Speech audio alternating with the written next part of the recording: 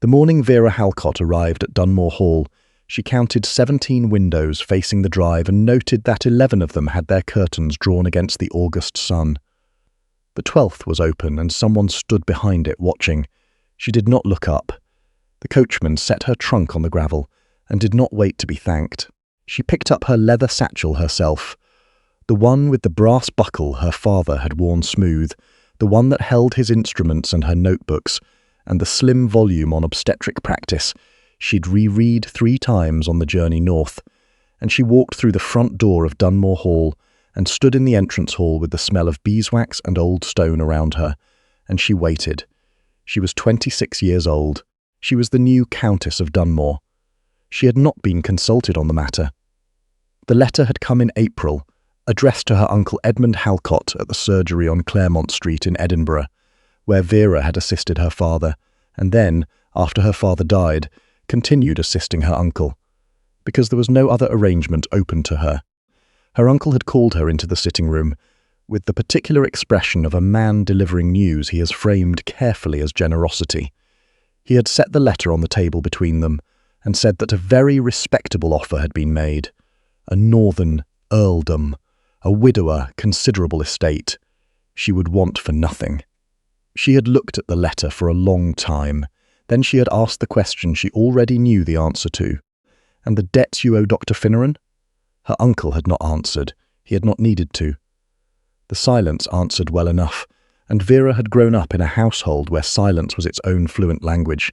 Her father, Thomas Halcott, had delivered over 2,000 children in 20 years of practice, had kept meticulous records of each birth, each complication, each outcome, not for vanity, but because, as he said, a midwife who doesn't know her past cases is a midwife walking blind into a dark room.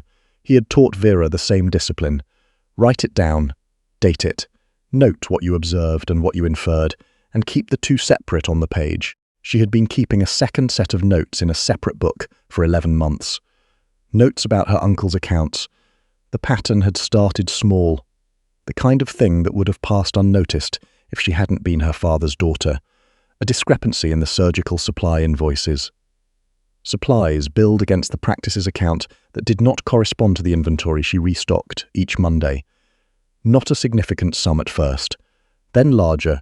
Then she'd found the second account book, tucked behind the medical texts on the bottom shelf, and understood that the modest Edinburgh surgery on Claremont Street had been quietly insolvent for 3 years, kept afloat by incremental misrepresentations to her father's oldest professional colleagues who had invested in the practice on the strength of Thomas Halcott's name. Finneran was the largest creditor. The debt to him was not modest. She had spent 5 months deciding what to do about this and arrived at no safe answer, because a woman who produced evidence she had gathered from a private office was not a credible witness. She had standing in that surgery in no official sense. Her name was on no deed, no partnership document, no lease. She had simply been there, learning and working and being indispensable, which was not the same as belonging to the place in any way the law would acknowledge. Then the letter came, and she understood she was the resolution, and that her uncle had chosen her specifically because she knew too much to be left behind, and too little power to use what she knew. She had packed the second account book in the bottom of the satchel, beneath her father's instruments, and said nothing, and come north. The Earl of Dunmore appeared in the entrance hall 40 minutes after she did. She heard the change before she heard him. The 2 footmen standing near the staircase, who had been relaxed in the particular way of servants waiting with no urgency, shifted almost imperceptibly. Shoulders back, eyes forward, a small collective adjustment that had nothing to do with a command and everything to do with habit. Then the housekeeper, Mrs.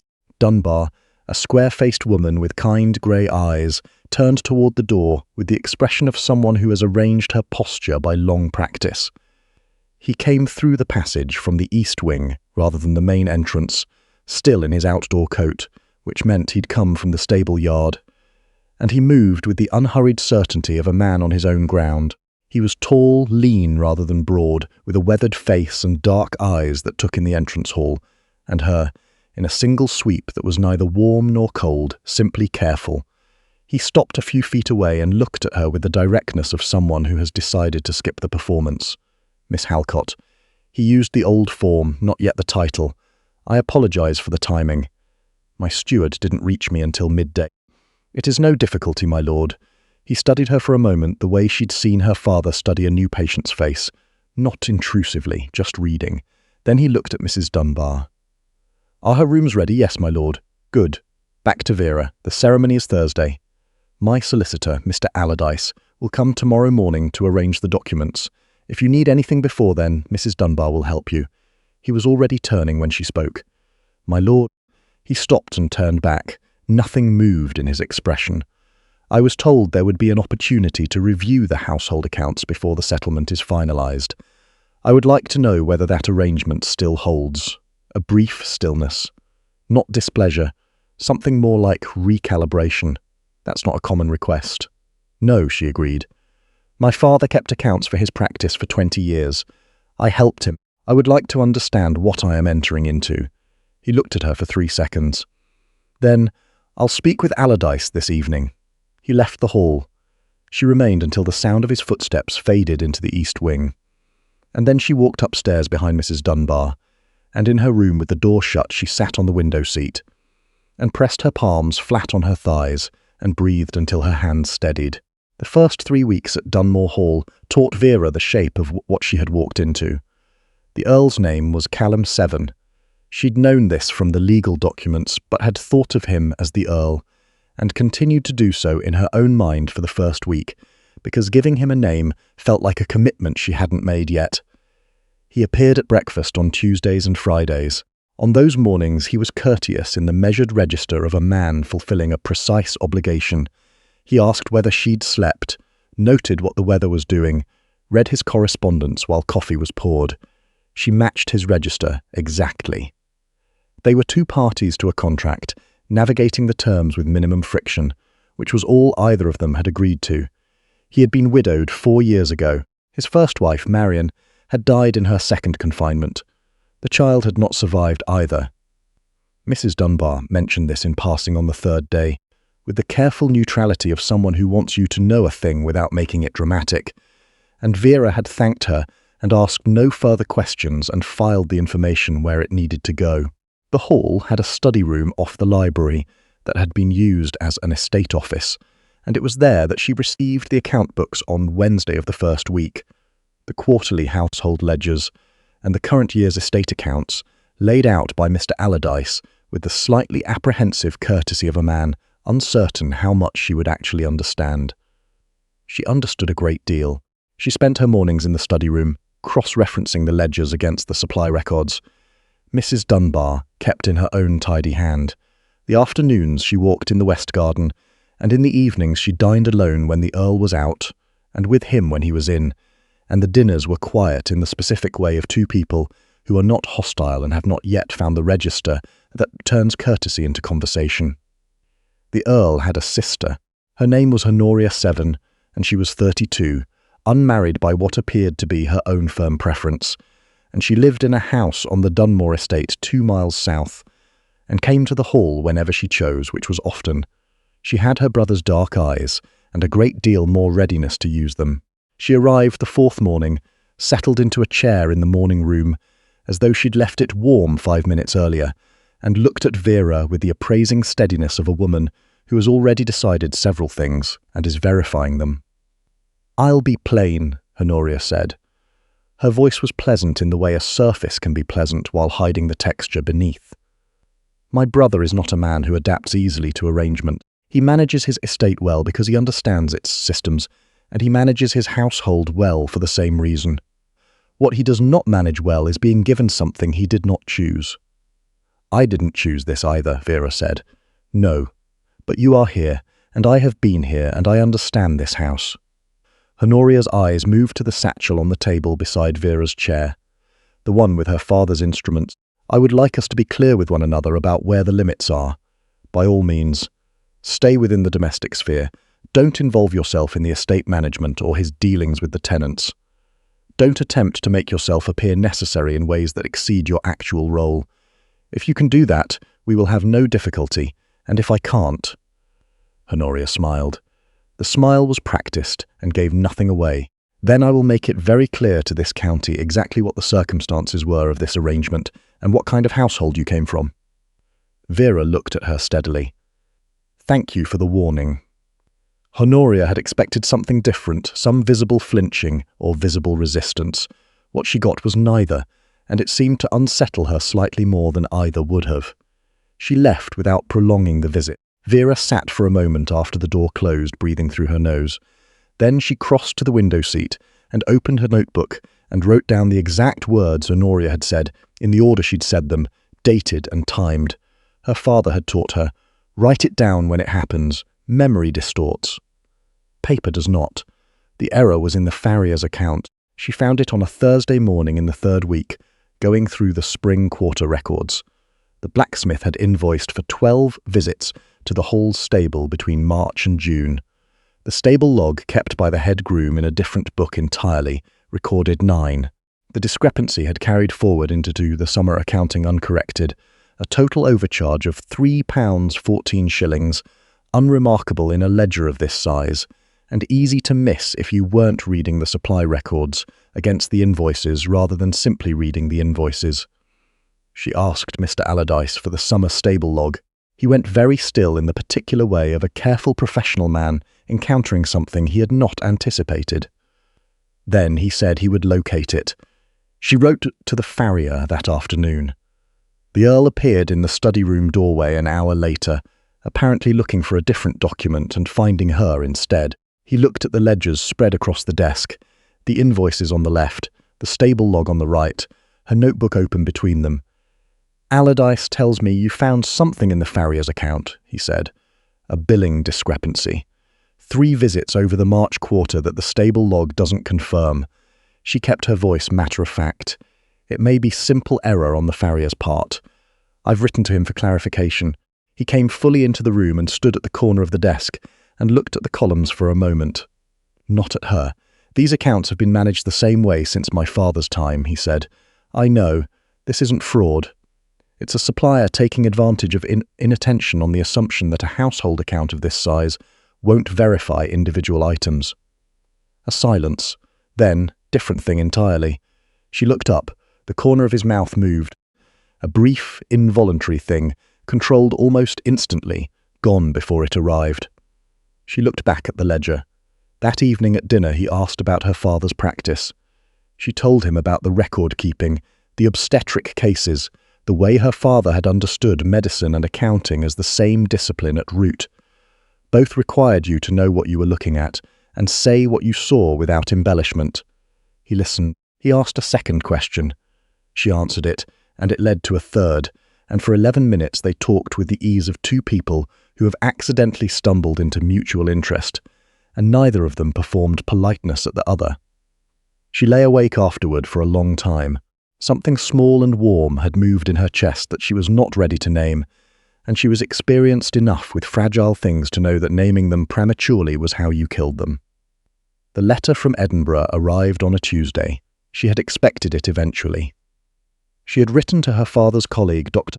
Pendleton, 2 weeks after arriving at Dunmore, using her father's name and her father's relationship with Pendleton as her standing, and explaining what she had found in the practice's accounts and what she believed the full picture to be.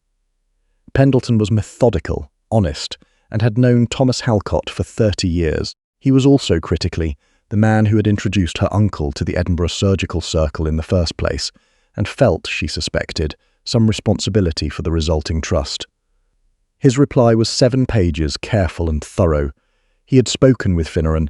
He had reviewed the practice's public accounts. He had located 2 other creditors who had noted irregularities they had not yet formalised. He was prepared to act. She read the letter twice, and then sat with her hands in her lap for a while, thinking about her father. Thomas Halcott had built a practice on his name, on the specific integrity of keeping clean records and accurate accounts, on the understanding that the families who paid him deserved honesty in return. Her uncle had dismantled that integrity incrementally over 11 months, and had used her as the instrument of his own concealment. She was not the resolution of his debt. She was his silence packaged neatly and sent north on a post coach. She had a different idea about that. The Earl found her in the study room the following morning. He came in with a folder and set it on the desk between them and opened it, and she recognised what she was looking at before she'd read a single line. Edinburgh accounts. Her father's practice, not the official records. The underlying ones, the kind that showed what the money had actually done. My solicitors in London have been looking at this since April, he said. He sat down across from her and looked at the folder. When a marriage settlement involves a debt of this kind, it is standard practice to verify the origin of the debt. The firm I engaged, Bassett and Crane, found that the debt in question was not the whole picture. She was very still. How much? She asked. The total, they believe, was misrepresented to investors across 18 months is approximately £900. He paused. Against your father's name and reputation. She put her hands flat on the desk. The cool surface was steady under her palms. He used my father's reputation, she said. Not a question. Yes, quietly, and when the creditors began to close in, he resolved the debt by resolving you. She sat with that for a moment. The grief came in its specific shape, not for herself, not for the marriage or the lost choice or the journey north. For her father, for the 20 years of clean records and honest invoices and careful, loving precision that her uncle had leveraged and then abandoned. For the families who'd trusted the Halcott name because Thomas Halcott had earned that trust, and who had been defrauded of it.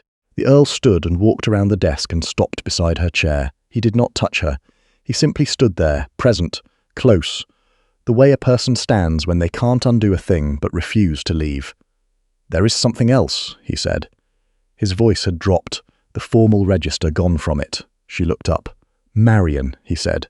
Her father managed his household in a way I became aware of before our wedding.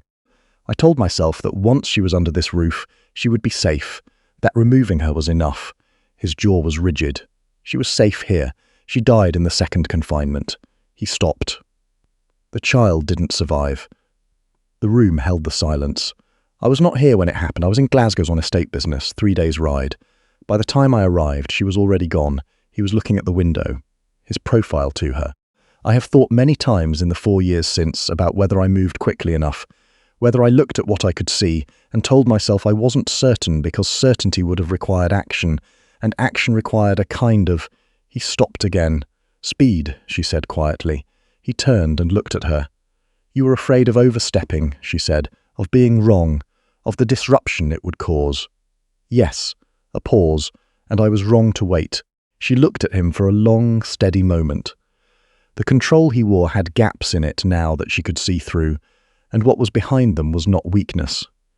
It was grief kept with rigour and guilt, and the specific wariness of a man who has misjudged a situation once and is now so careful about misjudging again that the caution itself has become a kind of paralysis. When you arrived, he said, in August, with your satchel and your notebooks and your question about the accounts, I could see that you had come from somewhere difficult, and I chose not to ask. She said nothing. I am asking now. She held his gaze for a long, quiet moment. The thing in her chest, the fragile, unnamed warmth she had been refusing to acknowledge, moved again more insistently. She had not wanted to need this. She could not afford to need it. But she was, she understood, already in it, and had been since at least the 11 minutes at the dinner table. She told him. Not everything, not yet, but the shape of it. The winter her father died. The position she had stepped into in the surgery on Claremont Street, which had looked like being useful, and had functioned as being owned.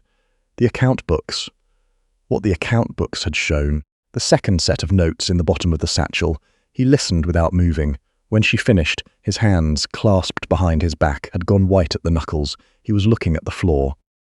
Your father's colleague, he said, Pendleton. You wrote to him 3 weeks ago. His reply came Tuesday. He was still for a moment. Then, send it to Bassett and Crane. I'll write to them today. A pause. And the notebooks. Your records from the surgery. We will need those, I know. She kept her voice even. I would like to be the one who reads the account when it is presented. He looked at her, a long, direct look that had nothing careful in it. Yes, he said, I think you should be. Honoria found the letter on a Wednesday morning. Vera had written to Pendleton again, a follow-up, confirming the timeline, and left it on the hall table with the outgoing post. There was no reason to think it required special handling. The hall table was not locked. Honoria arrived at 7 in the morning and was gone by past, and the letter was still on the table when she left and absent when Mrs. Dunbar went to collect the post. Honoria found Vera in the west garden that afternoon and came without her pleasantness, which was the first and most important signal. The pleasantness was armour, and its absence meant the armour had failed. She held up the letter. "Resealed, but visibly so. You are corresponding with Edinburgh physicians about your uncle's accounts," Honoria said. "You are trying to use a family scandal to make yourself necessary in this house." "That letter was private correspondence," Vera said. "My brother's name is connected to this arrangement. What you do implicates him." Honoria's voice was controlled, but the control was costing her something. "You came here with nothing. You have been building credit with him since the first day. The accounts, the billing error, the library project, all of it positioning you as indispensable. And now this. Your brother hired Bassett and Crane 6 weeks before the wedding," Vera said. "He was already investigating. I did not bring this to him. He brought it to me." Something shifted in Honoria's face. The confidence behind it moved. She had not known about Bassett and Crane. "That is not," she began. "It is true," Vera said. "You may verify it with Mr. Allardyce." Honoria stepped closer. "If you attempt to use this in any public setting, I will tell everyone at that dinner in 2 weeks exactly what you are. A surgeon's niece with no money and no family, sent north to cover a man's crimes. I will tell them your uncle sold you because he had no other currency. I will make certain this county understands the quality of what my brother has been given." Vera looked at her steadily. "Lady Honoria." Her voice did not rise.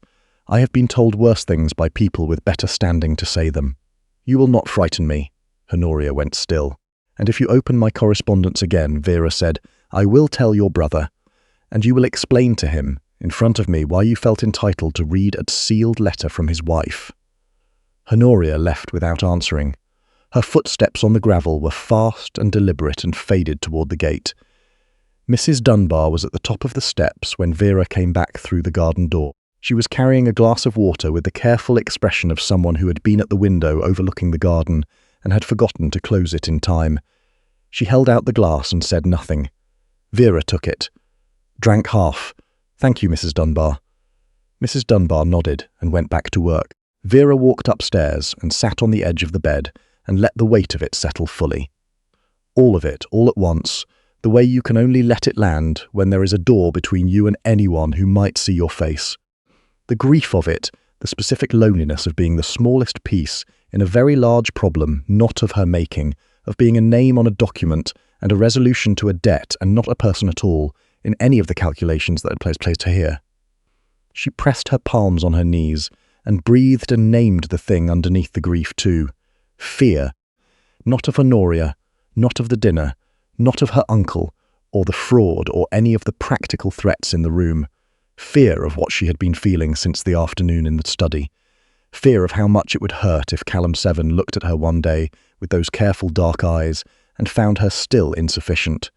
She did not want to need this. She was not built for needing things she couldn't secure. She smoothed her dress. She went down to dinner. He came to find her the following morning. He was already in the study room when she arrived, standing at the window, not at the desk. He turned when she came in. "Honoria came to me yesterday evening," he said. "She told me you have been using the evidence against your uncle to build influence in this house, that your intention is to make yourself appear wronged and make him the villain." Vera was still for a moment. "And what did you say?" "I told her that Bassett and Crane had been investigating the same debt since April, and that you had contributed information I did not have access to." He paused. "I also told her that she is not to interfere with your correspondence." "How did she receive that?" "Poorly. A beat." "Which I expected." He sat down across from the desk and looked at the window for a moment. The morning light was flat and grey, the kind of August morning that can't decide whether to be summer or not. "She is afraid," he said. "I want to be clear that fear is not an excuse for what she did. But I want you to understand the shape of it. She has managed this household since Marion died. She has been the woman of this house for 4 years, and she understands it in a way I cannot fully account for. And now she is not in that role, and she does not know what she is." "I understand it," Vera said. "I'm not asking for her to be punished." He looked at her. "I am sorry," he said. The formal register was entirely gone now. Underneath it was a voice that was lower and less managed, the voice of a man saying something he had been preparing himself to say. "For the position you were placed in, I understood. This was an arrangement of necessity. I did not understand that the necessity was this specific and this cruel." She looked at him steadily. "I saw it," he said. "When you arrived, with your satchel and your question about the accounts, keeping your back to the wall in the entrance hall. I could see something was wrong, and I chose not to ask, because I was afraid of what asking would require." His jaw was rigid. "I have made that choice before. The garden was very quiet outside the window. The roses on the east wall, the ones she'd been cataloguing from the study room each morning, were at their late summer fullest, and the grey light made them look silver rather than pink." She told him about her uncle. Not the accounts, not this time. She'd told him that already. She told him about the 4 years in the surgery, the specific discipline of making herself small, of having the right kind of silence in the right kind of room, of understanding that the limits placed around her were not limits on what she was capable of, but limits on what she was permitted to show. He listened. He was very still throughout. When she finished, he said, "Your father, did he know?" "No," quietly. "He died before it started." "I'm glad," he said, and she understood what he meant, that Thomas Halcott had not had to live with knowing. "I have been afraid," he said after a pause, "of the same mistake twice, of being careful when I should be fast, of choosing the comfortable interpretation." She looked at him directly. "This is not the same situation," she said. "I am not Marion." "No." He held her gaze. "You are not." He reached out across the corner of the desk. Slowly, with the deliberateness of someone who understands the weight of the gesture, he put his hand over hers, both hands, and held it with a care that was almost formal, as though it required ceremony to do properly. "The dinner is in 11 days, he said. "I know. I have asked Allardyce to arrange for a specific person to be seated in the drawing room for the first 2 courses. County magistrate, a man named Garvey," she understood. "And Pendleton? He will come the week after, with witnesses and the original accounts from your father's practice." He looked at her. "And your notebooks, when you finish compiling them." She had already begun. She had been writing from memory for 3 days. Every discrepancy, every date, every column, cross-referenced against the official accounts she had committed to memory, with her father's precision. She had been her father's daughter in exactly this way since she was 13, and she had never been more glad of it. "I want to read it," she said. "When it is presented, I want to be the one who reads it aloud." He nodded. No hesitation. Yes. The dinner guests arrived in carriages by 5 o'clock. Vera stood in the entrance hall with Mrs. Dunbar at her shoulder and received each one as they came through the door, attaching names to the faces she had been studying from the list all week. Lord and Lady Fairholme, who were the senior county titles, and whose opinion set the tone for everyone else in the room. Sir Hugh Braxton and his wife, a spare practical woman, who shook Vera's hand rather than offering 2 fingers. The Honourable Mrs. Cavendish Reed, 73 years old, with the eyes of someone who had seen every social catastrophe the county had produced since 1790, and found all of them less surprising than they'd seemed at the time. 8 more guests, 12 in total, arranged around a table built for 14. Honoria arrived at 5:05. She had not been explicitly invited, and had not explicitly been told not to come, and had chosen to interpret this as an invitation. She went directly to the chair she had occupied at every Dunmore Hall dinner for 4 years, and sat in it and looked at Vera across the table with the composed, pleasant face of someone waiting for a battlefield to declare itself. The Earl, at the head of the table, looked at his sister for one long, quiet moment. Honoria looked back. Nothing was said. The first course arrived. Vera acted as hostess with the skills she had learned running her father's professional dinners, introducing subjects, bridging silences, drawing out the 3 guests who were quieter than the occasion required. She was conscious of Honoria watching her throughout. The old Miss Cavendish Reed caught Vera's eye at the end of the first course and held it for a deliberate second, and the old woman's mouth moved slightly at one corner. She had been reading tables since before Vera was born, and she knew something was building. The second course came and went. Honoria moved at the third. She rose smoothly, Reaching for a dish, it appeared, and stepped behind the chairs on Vera's side of the table. Her hands came to rest on the back of Vera's chair, and then found the satchel that Vera had hung from the chair back by the brass buckle, the one that held her notebooks and her father's instruments. And in a single smooth motion, she unclasped the buckle and pulled the satchel away and upended it onto the table in front of the assembled guests. The instruments scattered first, the delivery forceps, the exposure gauge, the obstetric hook, each one laid bare in the candlelight with the clinical clarity of things that belong in a birthing room and not on a dinner table in polite society. The notebooks fanned open alongside them, pages dense with figures and observations and dates, and the second account book, the one from the bottom of the satchel, opened to a page of columns in her uncle's hand. The silence was immediate and total. Honoria had expected humiliation.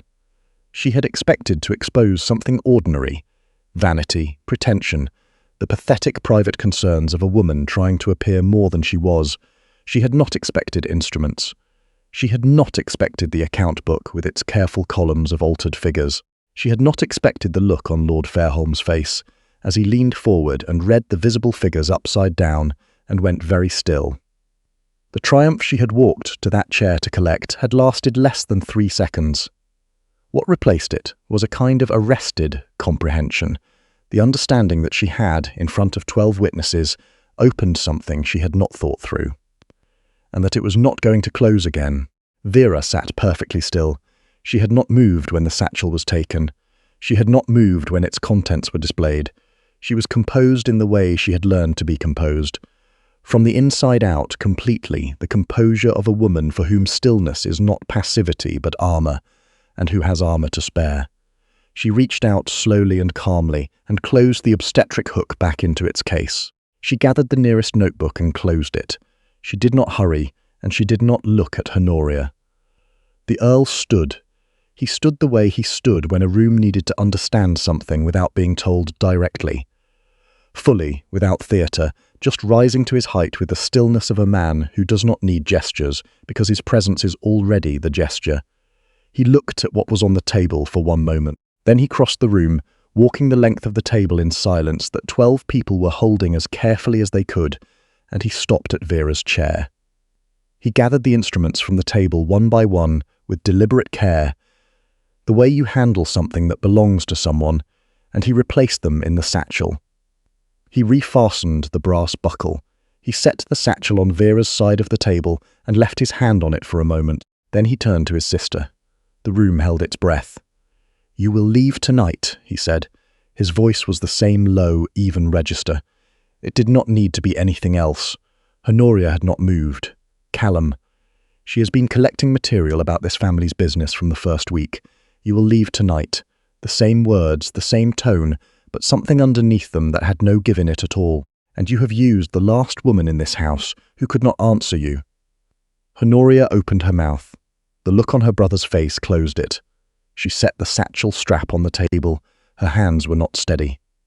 She stood and walked to the door and went through it, and her footsteps faded down the passage toward the front entrance, and then there was only the sound of the fire and 12 people breathing carefully. Mrs. Cavendish Reed set her wineglass down with a precise, deliberate sound. "Your instruments," the old woman said, addressing Vera in the tone of someone who has decided to establish an anchor point for the room. "Your father's?" "Yes," Vera said. "He was the Thomas Halcott who published on perinatal outcomes in the Edinburgh Journal in 1808. He was."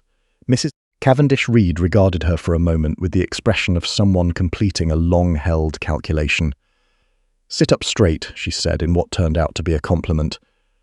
"You already are. Good." Lord Fairholme cleared his throat. His wife had her hand over his arm. The dinner resumed, with the careful courtesy of people who understand that dignity is necessary to process certain things, and who are trying. 15 minutes later, Allardyce appeared in the doorway and caught the Earl's eye and gave one small nod. The Earl excused himself briefly and returned with a folder, and when he sat back down, he set it on the table and looked at the assembled guests with the ease of someone who has been preparing for this moment since spring. "Several of you will know the name Edmund Halcott," he said. "Surgeon on Claremont Street in Edinburgh." Lord Fairholme frowned. I know a Finneran who has dealings in Edinburgh. Yes, my solicitors, Bassett and Crane, engaged by me in April before the settlement of this marriage, found that the debt that marriage was arranged to resolve was not the true figure. He opened the folder.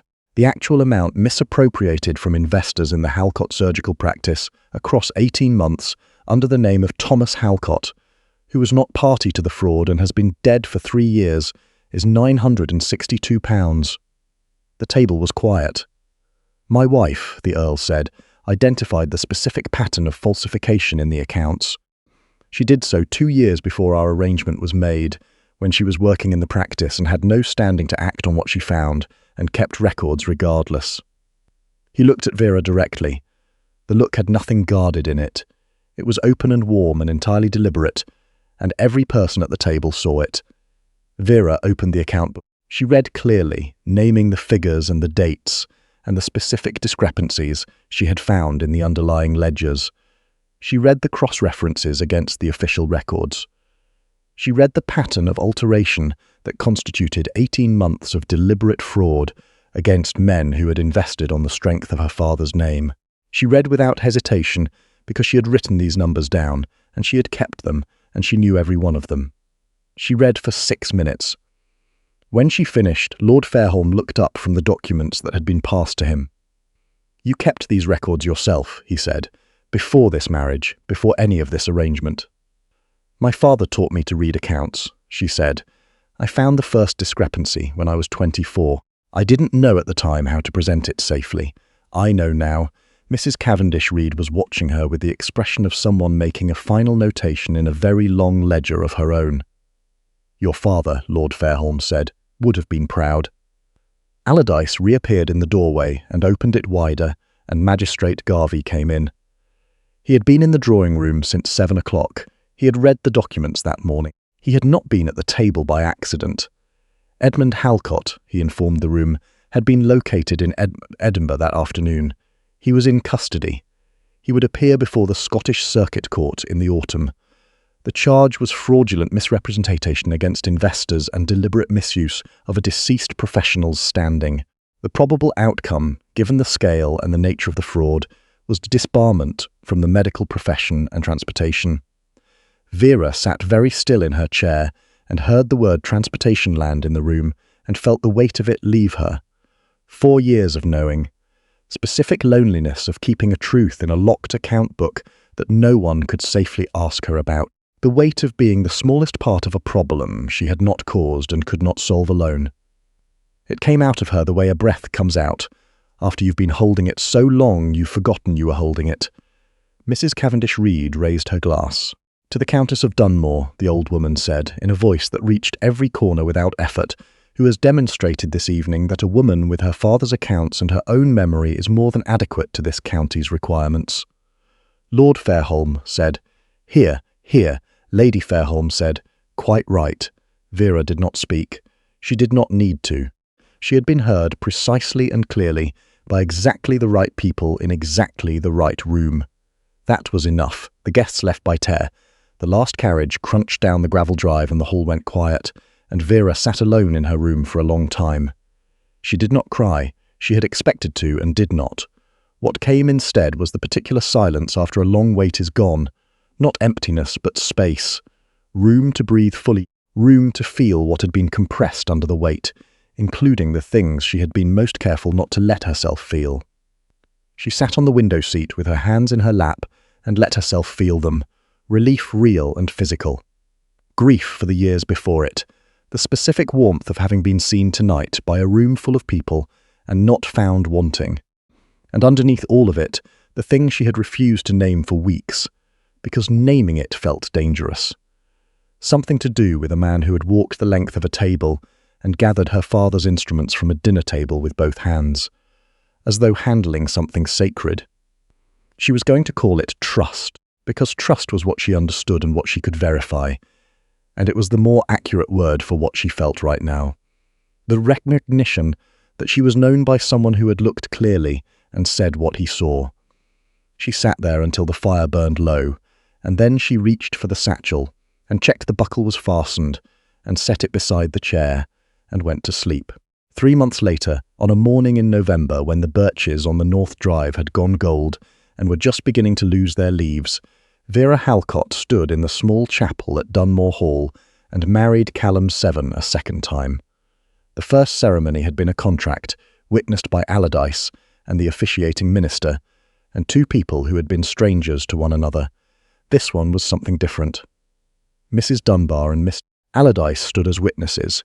Someone had put the last of the autumn roses from the east wall in 2 jars beside the altar, small and past their peak and exactly appropriate. He said the words looking at her. She said the words looking at him. Afterward, they walked through the west garden, past the stone bench where she had sat in the second week going through the kitchen accounts, and he stopped on the path and took both her hands and looked at her for a long, quiet moment. She had seen him look at her across a dinner table and through the careful weeks of the formal arrangement, and in the study room with the ledgers between them. This was different. The control that had been his default register, the management and the caution and the measured distance. It was simply not there. What was behind it? It was not weakness. It was a man looking at a woman he had chosen this time, clearly and on purpose, and finding no reason to look away. "Vera," he said. "Callum," she said. He leaned his forehead against hers, and she held onto his hands, and for a while neither of them spoke. The November light was thin and clear, and the garden was almost bare, and the silence between them was the warmest kind, the kind that already has everything it needs in it. Lady Honoria came to the winter assembly in January. She came alone, without her usual careful surround of social allies, and she stood in the middle of the assembly room floor and asked for the room's attention. Mrs. Cavendish Reed was present. Lord and Lady Fairholme were present. The county was watching. Honoria looked at Vera. It cost her something considerable, visible in the precise, controlled way she held herself, the way a person holds themselves when they are doing a right thing that is also a hard thing. "I wish to apologise," she said, "for my conduct at the dinner in August. I was cruel and I was wrong, and I ask publicly for forgiveness." She went down on one knee on the assembly room floor. The fire crackled. The chandelier moved slightly in the air from the door. No one spoke. "Get up," Vera said quietly. "Lady Honoria." Honoria rose. "You may call on us," Vera said, "when you are ready." Honoria nodded once, a small, precise motion, and walked to the door.